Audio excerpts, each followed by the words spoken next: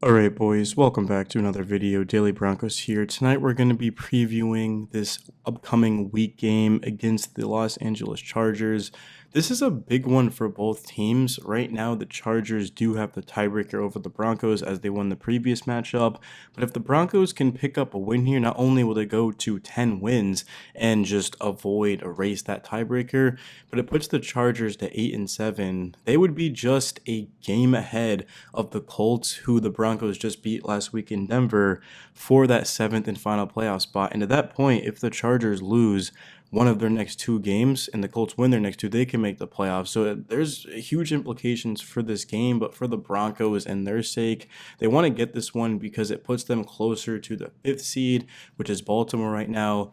The Ravens' schedule is far from easy the rest of the way. They're going to be playing, I believe, 3 games in 13 days. They do play the Steelers next up, which they've struggled with them to say the least. They got swept last season. This season they lost to the Steelers.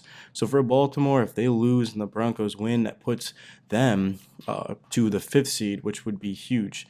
It would put us to the 5th seed, of course, and at that point you'd be looking at traveling to Houston in the first round of the playoffs versus having to travel to Pittsburgh. Of course, if you're the 7th seed, you've got to go to Buffalo as the Bills are the 2 seed. That's why the Broncos getting out of the 7th seed was so crucial. If they can get up to the 5th seed, it would help them out even more. Nobody is going to want to go into Pittsburgh, go into Orchard Park, but you go into Houston, a team that, of course, is struggling offensively with both their lines. Stroud, if you guys have watched the tape, has been missing the throws he was making last year. That's a game that I would pick Denver from a non-biased perspective. Just from a pure roster standpoint, Denver, they're on the rise defensively. They're elite. Defensively, Houston's elite, but the difference is offensively. Bo Nix is playing his best ball of the season. Of course, he wasn't at his best against the Colts, threw 3 picks, but he still had 3 touchdowns, and he made some big-time plays. Marvin Mims deserves a lot of credit, of course, for that special teams return he had, which sort of swung the momentum. There was a lot to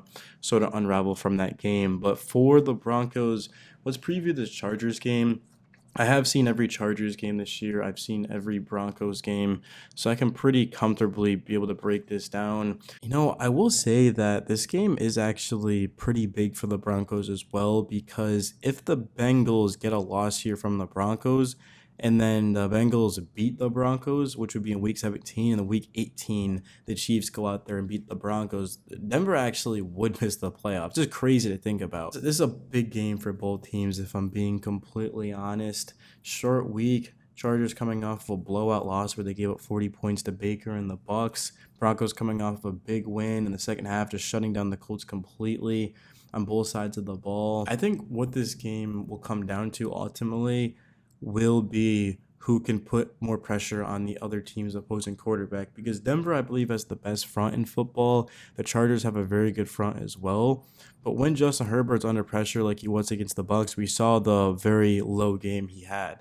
Bo Nix was under pressure against the Colts, even though the Colts were dropping 7 back into coverage and rushing 4, he still was under pressure. He had to get rid of it very, very quickly. He wasn't able to hold on to the ball to extend plays. That ball was coming out of his hands almost immediately, and if it wasn't, we saw guys being able to get that pressure. The Broncos also didn't run the ball well against the Colts, 27 for 72.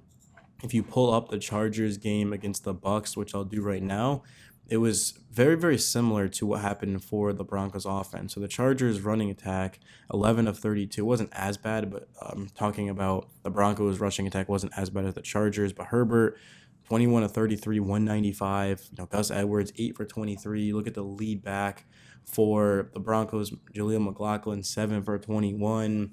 Who's going to be able to win up front and run the ball, get after the opposing quarterback, take care of the football? It's very rare you see an NFL team throw 3 interceptions and be able to win, but that's just how bad the Colts offense was. 2 picks by Richardson. Jonathan Taylor lost a fumble. Michael Pittman Jr. lost a fumble. And then Adonai Mitchell, of course, threw a pick 6, but it was counted as a fumble recovered for a touchdown because it was thrown to him and then he threw it back to AR. It's kind of a wild sequence. But Nick Bonito having a great year. We've seen him go out there and score touchdowns. We've seen him go out and get sacks and recover. We've seen him just do it all. And then against the Chargers, he's going to have to be at his best because it's a divisional team at home, short week. Can he continue to make some plays? And then for the defense as well for the Broncos is, can they just be sticky in coverage? Are they going to have an answer for Lad McConkey, who's been crushing it this year for the Chargers? Now, Los Angeles, they don't have many playmakers outside of McConkey. They like to throw to Quentin Johnson about 7 times a game. He's going to be a threat down in the red zone. Stone Smart, the tight end for the Chargers, backup, has stepped up of late. Will Disley is listed as questionable. I do think he'll ultimately end up playing. So he's going to be out there. That's going to be a big-time weapon for this Chargers passing attack. Josh Palmer's had a quiet season. Darius Davis might get an end around. He's more of a special teams guy. Can beat you deep, but he just doesn't really play that many downs as a receiver. They're going to go with McConkey, Johnston, Palmer, and then you might see some DJ Chark Jr. We'll see. Jalen Reagor was placed on the IR. He was involved. No J.K. Dobbins, which is going to be big. The Chargers just aren't the same offense without him. Gus Edwards is going to be the lead back. But if the Chargers can't get an early lead, they're not going to be able to run the ball much. If they fall behind early, they're going to be throwing, and that's going to put the Broncos at an advantage because of their rush. That's exactly what they would want to happen. Both of these offensive lines are going to be tested, but the Broncos' offensive line is just way better than the Chargers. Bradley Bosman, the center, Trey Pipkins at guard, left guard, Zion Johnson. They just haven't played their best. The tackles are great, but the interior, the Broncos, I expect to look to exploit that and use that to their advantage. And then the defense of the Chargers, it just gave up 40 to the Bucs, but it had been the number one ranked scoring defense in football actually coming into the week. They've gotten great production from their corners and Cam Hart, rookie 5th rounder. Elijah Molden was picked up like a week before the season. Christian Fulton came back.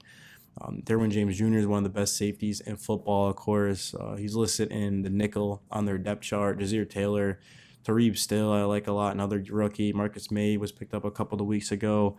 And then off of the edge, you're going to have to deal with Khalil Mack, Bud Dupree, Joey Boza. Tuli Tupelotu likes to line up in a couple of different places. Junior Colson, the linebacker, we'll see how much he's involved. Denzel Perryman is going to be sort of the go-to guy in Diane Henley. The Chargers, they've got a great defense, but it was exploited against the Bucs, and I expect the Broncos to do the same to follow their blueprint. I did watch that game, like I said, Bucs-Chargers. The Bucs, they just aired it out. Cortland Sutton is a guy who found the end zone late against the Colts. He's going to have to go out there and probably put up a 100-yard game and grab a touchdown or two. He's not Mike Evans. No one's asking him to be. There's maybe not even 20 receivers ever as good as Mike Evans, if I'm being honest. So it's not a shot to Cortland Sutton. He's one of the best receivers in the game. But I think he's going to have a chance to go out there and to make some plays. But Denver, they're going to get the ball into other guys' hands as well. They're going to throw screens and short passes to Marvin Mims Jr. and let him go to work. Adam Troutman, can they get the tight ends more involved?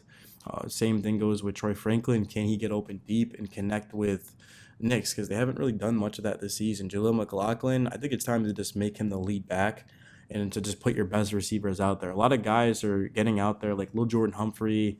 He did see just one target, but then you look at a guy like Javonte Williams who saw a couple of carries, a couple of receptions. I think the Broncos should just put out their best guys and let them go out there and compete.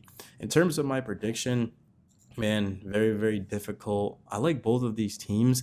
I think the Broncos are better overall. It is a short week. The Chargers, they basically have to win this game because if they lose this game, they're in jeopardy of losing one of their next two and missing the playoffs, and they're on the road in New England, and then they're on the road against Las Vegas. I don't know if they're going to be able to win both of those. The Chargers they're not playing their best football right now. I mean, they truly aren't. They've lost 2 straight now, albeit against very, very high-level teams. Yeah, they barely beat the Falcons. The Ravens, they lost that game. Cincinnati, they nearly blew a big lead in that. The Chargers, I do think they're a good team, but they're not a great team. And I think they're going to struggle. I truly do. I think they're going to struggle with the Broncos.